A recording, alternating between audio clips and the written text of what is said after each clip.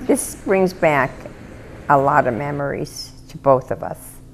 This is the second Levinson bar mitzvah at the same temple where the father was bar mitzvah. Carter is our only grandson and a very special one. And he is the only Levinson in the whole family that's going to carry on the name. We really couldn't be prouder of Carter. We all are. Aaron, Jim, and I were just so proud of Carter, and this celebration really is the accumulation of years and years of hard work. And it should be the perfect party. Mm-hmm. And we hope everybody that's watching this video have a good time. Absolutely. It's completely, everything is under control. Yeah, this isn't under control. I don't know what we're going to do. What's not under control? The party planning, I don't... Okay, it's just like the wedding. You get a place to hold it. You get some entertainment. You send out some invitations. You put a piece of chicken on the plate. It's a party. What's so tough about it? So, we'll do this together. Absolutely not. It's all yours, kiddo. People just need to relax a little bit. I mean, it's just a bunch of invitations that Mom is freaking out about because she's doing it herself, really. I mean, is it going to be big? Is it going to be little? Are you going to help? We need to help her with that and put the whole party into perspective and the whole bar mitzvah into perspective, that it's an achievement for him and a glorious occasion for us.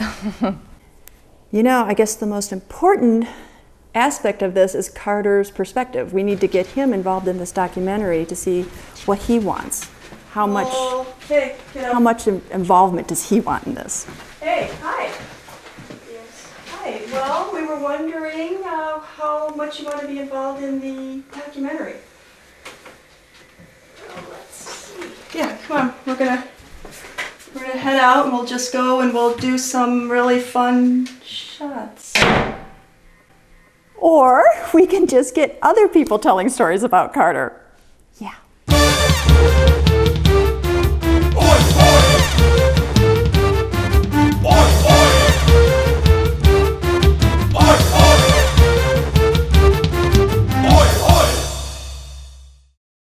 We have a few phrases in the family that have been generated by Carter that we always refer to, one of which is fancy driving.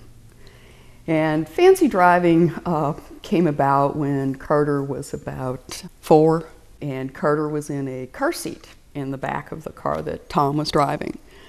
And sometimes Tom, when he's preoccupied or we're focused on something, we can drive a little fast.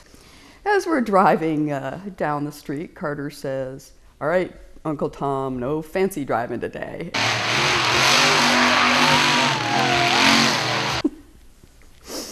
Carter was sitting in the back seat, in his car seat. In the middle.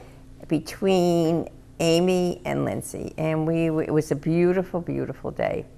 And we were approaching the city, and Carter said, "Look, you can see the Sears Tower." Well, geographically speaking, it was going over the I-80 bridge on Halsted Street. Excuse me. Continue. And they were all looking, "Oh yeah, we can see the Sears Tower." And then Carter says, "I have an office in the Sears Tower." So the girls looked at him. "You have an office?" He says, "Yes, I have an office." "What do you do in the office?" "What kind of an office?" It's a secret. Well, it went on for about 5 or 10 minutes. They were begging to find out what kind of an office Carter had. Finally, he said, "I have an office, and what I do in that office, I do boring paperwork."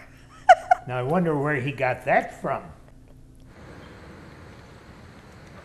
Okay, team, we got to get this party started. All right, I'm going to need everybody to help me on this. We can make it really simple. We can make it really big. You know, I'll help with picking out the things that we give to people. Okay, giveaways. Carter, your bar mitzvah lessons, your Hebrew classes. And last but not least, what are you going to do, Jim? I'm going to tell you exactly what you need to do. Absolutely, there's a level of stress that's added to the home because of the grand size of the party and the town that's involved. It's the whole Jewish community. We have got to get everybody into this video. We don't have Aunt Chris, we don't have Uncle Buddy, we don't have Amy, we don't have Lindsay. Oh my God. Raina?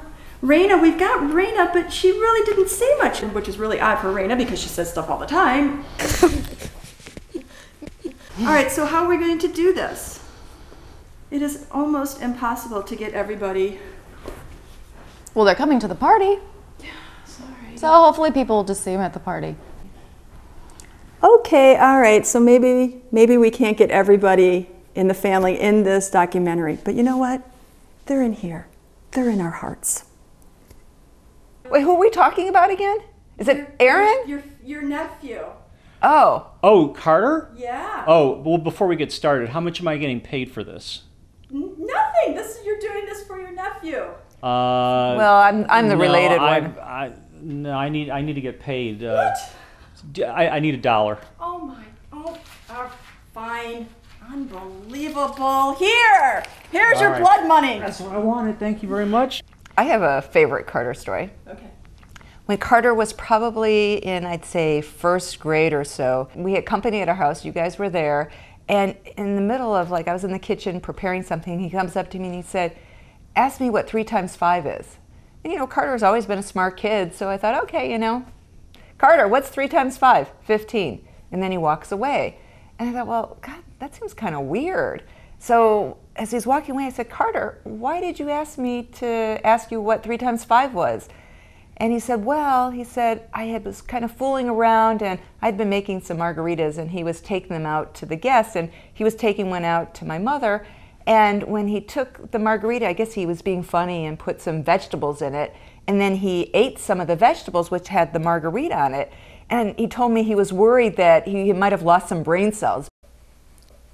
When he was 3 and 4 years old and when he used to come up to our place up in Michigan, he was just like a typical little boy. I mean, he loved, I had a snow plow. He loved getting into that. In fact, him and I plowed snow a few times. Him helped me steer the snow plow. In the summertime, he would ride the riding tractor I got and cut the grass. And when we get through with that, he'd want me to hook onto a trailer and drag him around the yard in the trailer. And so we had a lot of good times. One day, Kelly comes up to me when Carter was maybe about 4 years old, and she said, hey, Jeff Gertler's going to sign Matt up for T-ball. And he thought it might be a good idea if Carter joins along. And in a brief moment of insanity, I said, yeah, that sounds like a great idea here. So we go ahead. We sign up Carter for T-ball, and we take him out to his first game. The coach puts him up in the batter's box, and he's got that little T-ball stand. Well, Carter hits the ball, and then he just stands there. And the coach comes up to him and goes, what are you doing? And he goes, I don't know. What do I need to do next here? And he goes, well, you run to first base. He goes, okay. Then what do I do? And the coach goes, well, then you run to second base. And then Carter goes, okay. Then what next? He goes, then you run to third base. Then you run home. And Carter looks at him here, but I'm already here. Case closed.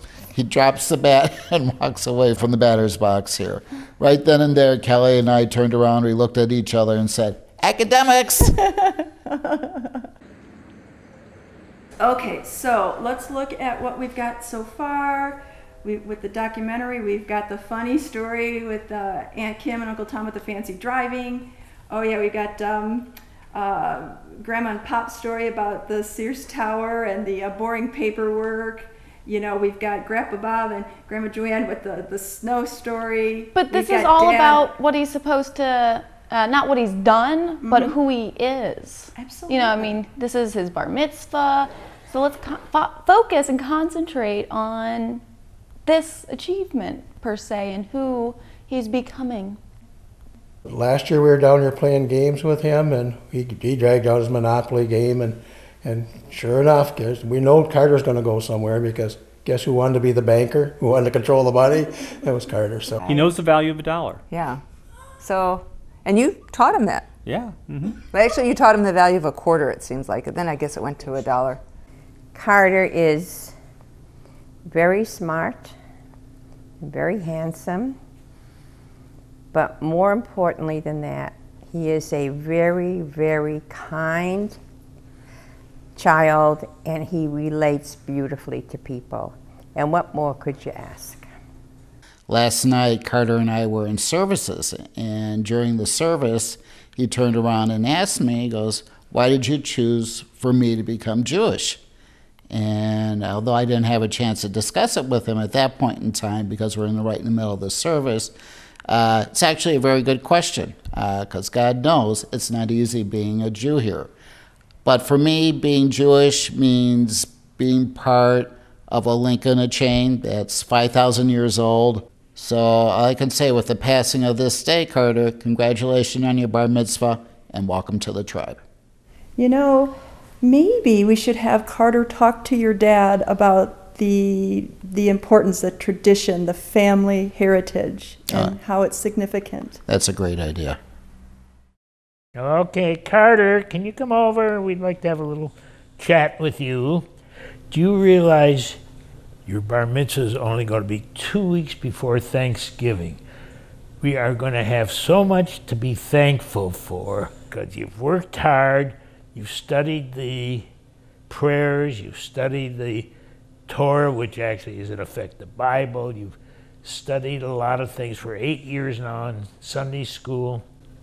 This is a time that we have waited for. I know you haven't, but we have, because we worked with your dad, got him through it.